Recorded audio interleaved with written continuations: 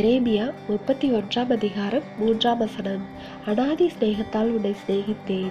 கிறிஸ்துவுக்குள் அன்பானவர்களே, இவ்வுலகில் நமக்கு சகலமும் சுமூகமாகவும் அனுகூலமாகவும் இருக்கும்போது நமக்கு அநேக சிநேகிதர் இருப்பார்கள். அதுவே நம்முடைய பணத்தையும் பொருட்களையும் இழந்து போகும்போது அவர்கள் நம்மை விட்டு விலகிச் செல்லும் வாய்ப்பு இருக்கிறது. அவர்கள் நம்மை கைவிட்டு செல்லும் நிலையும் வரலாம். ஆனால் ஆண்டவராகிய இயேசுவோ நம்மை விட்டு ஒருபோதும் விலகாதவராய் இருக்கிறார். ஆம், நாம் எந்த நிலையில் இருந்தாலும் அவர் நம்மோடு கூடவே இருப்பார்.